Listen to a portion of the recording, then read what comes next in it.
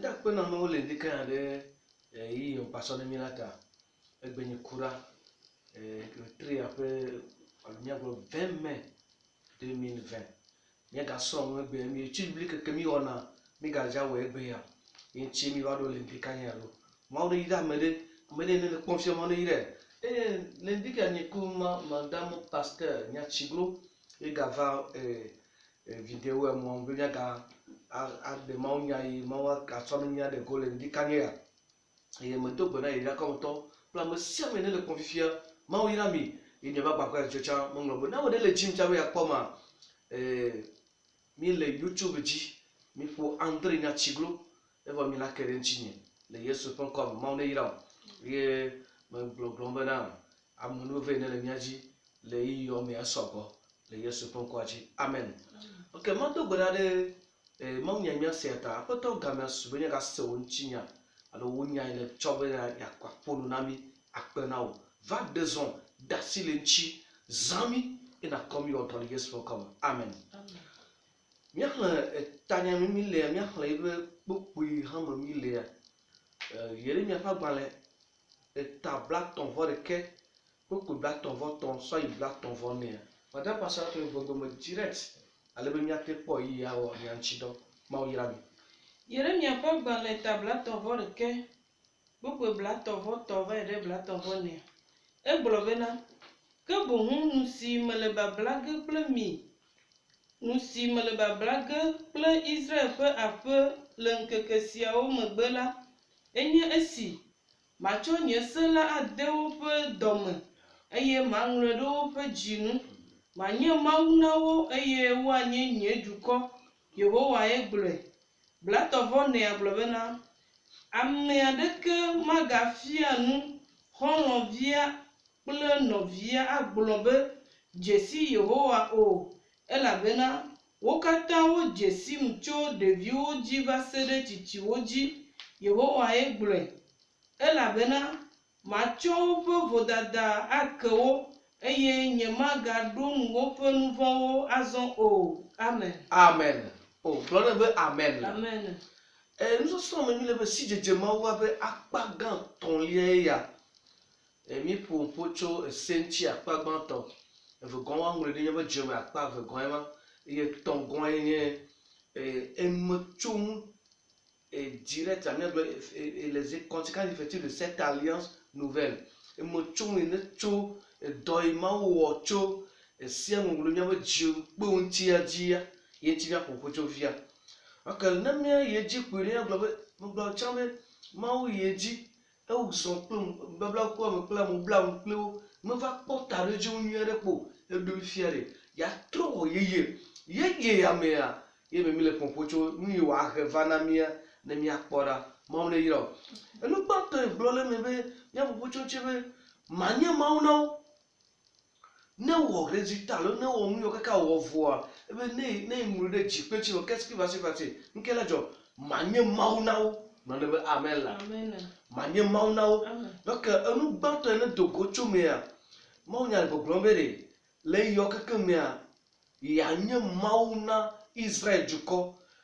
ebe mbabla ye ma black police va fe ye be mana nyese na no fo jiome ma mu do fo jikponchi emegbe ono wanye maunam alo manye mauna cho anye fina mauna yiro no kenchi o gale pompocho mbabla ye nchido voilà et me mia se rafi mianya ekmio mbabla ye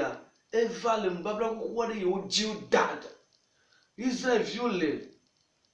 mo se pas gbanle mea il n'y a pas gbanle ta black ton vol quelque black ton vol vers mea ele globe mu ma black pleman no si wa fofo to e mo black yo daji o daji o subo tron o va subo mo vovo o subo balo ashira o nde pepe o chova po asdonia toto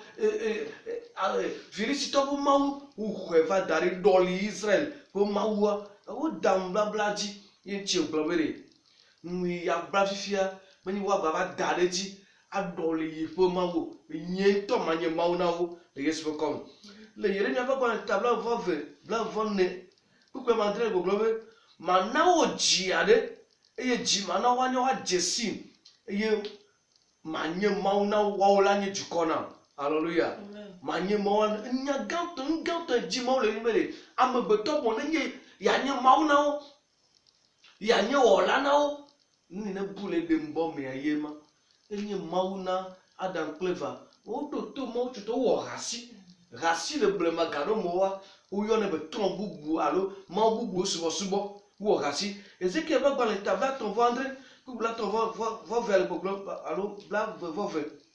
Tabla to vendre pour la voton le globere o ma gasbo ma bubuo azon alo ma ma komako azon alo ma wo o twasi o azon voile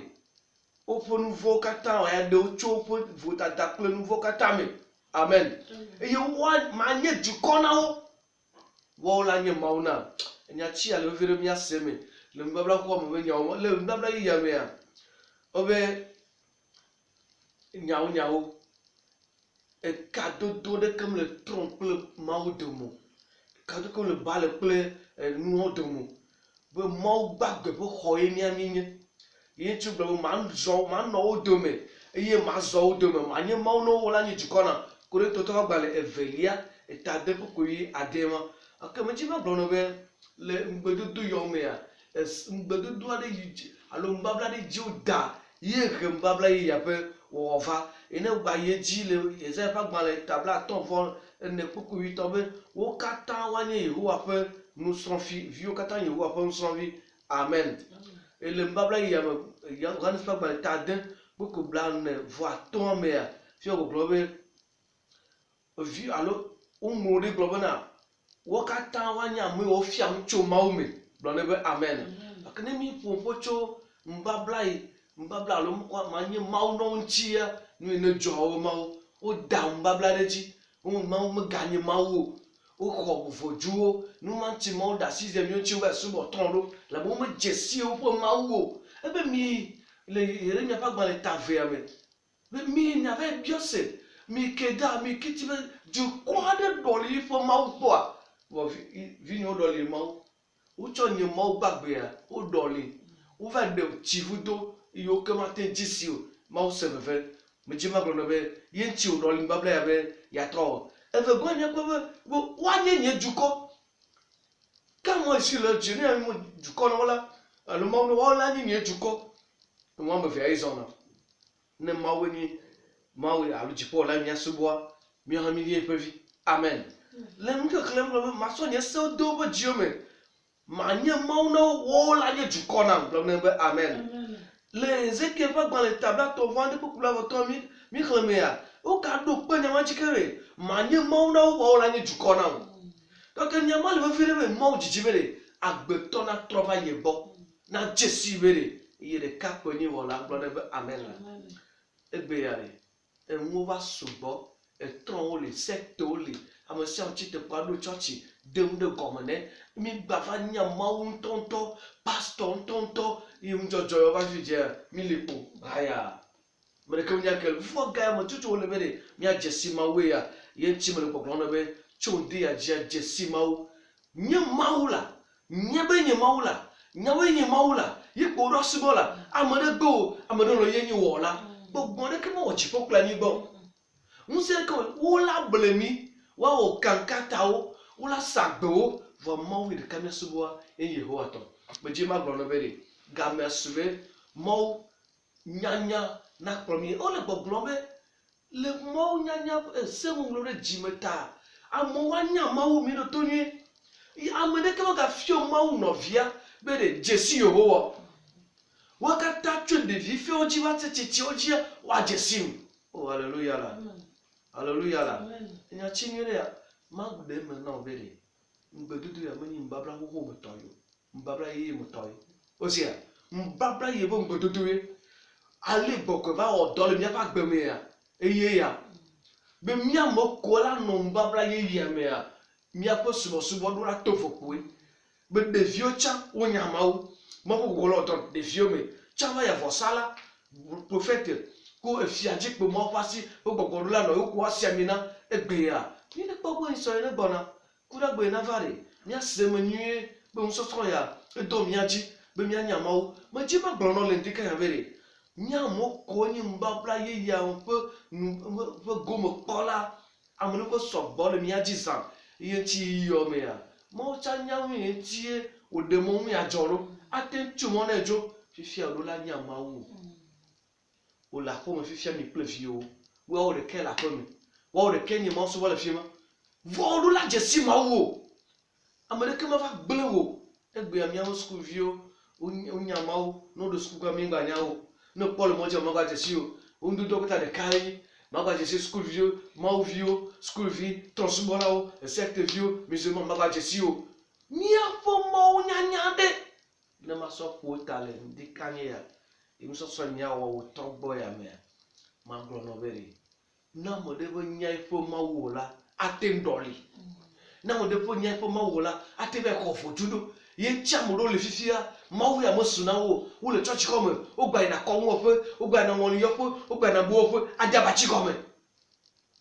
wogba te atsite adzazavi faa ne Mawu le dze si Mawua Mawu woaɖe fia to ŋuwɔnawo me aye me ŋuwɔ magana anyi o wo katã wodze si woadze si Mawu ame ɖe va gblɔ nɔvia be dze si Mawu dze si Mawu dze si Mawu nye gbɔgbɔ le matsɔ woƒe nu vɔ katã ke wo Mawu ne yra ame ɖe le ŋdi kaɖi ya be ŋusɔsrɔ̃ ya ɖe kpoe ɖe ya ɖe na wɔ dɔ ɖe agbewo dzi na nya Mawu le kovi ɖe dzi na fu be game ya be emi katã mi tsi aƒe me míenya ga míatɔ tsɔtsi dzi o megblɔ ne gɔmedzedze be ɖe nye ŋuti va gblɔ nya ɖe be ɖe nu la dzɔ la yi ŋkɔ numenya leke wòanɔ ɖo ye ŋuti ya le be ne Mawu nadze si Mawu yi subɔ le ya Israel ƒe Mawu nadze si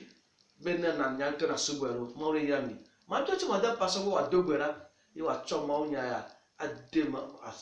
kple selɔ de asi be Mawu ne wɔ dɔ le ame ɖe ƒe agbe me wòadze si Mawu mɔ ɖe kpekpe dzi ame ɖe le ya wòate ɖe le dzi le Yesu ƒe kɔme. Míawo ya míenya mía Mawu míasubɔe tegbe Mawu gã míede akpe míedo ɖe dzi le wòtrɔ ya ne gava ƒo nu na mí ale wòle bena míadze si wò eye wò sewo nanɔ mía me wò sewo naɖu fia ɖe mía me eye míanɔ agbe abe Mawu vi enea ne gava ƒo nu na mí le wòtrɔ ya Mawu nye metsɔ ame aɖe de asiwo me ŋusẽla aɖe le asiwo me todzinɔla aɖe le asiwo me kpe ɖe mía dome sia me ŋuti be mí manye nya yawo se la ko ke boŋ míanɔ agbe le wò nya nu míame yiwo ŋlɔ be ya míatrɔ agbɔ va míazɔ ɖe wò Mawu ƒe se dzi eye nàtsɔ míaƒe vodada yiwo míewɔ ake mí wò taɖoɖowo ne va me le míaƒe agbewo me le Yesu ƒe ŋkɔ me amen. Amen. Mawu ɖe yrɔ eye wòatsɔ wò nu vɔ tsɔ ke tso gbe dzi anɔ gbe yi le Yesu ƒe ŋkɔ me amen. Amen.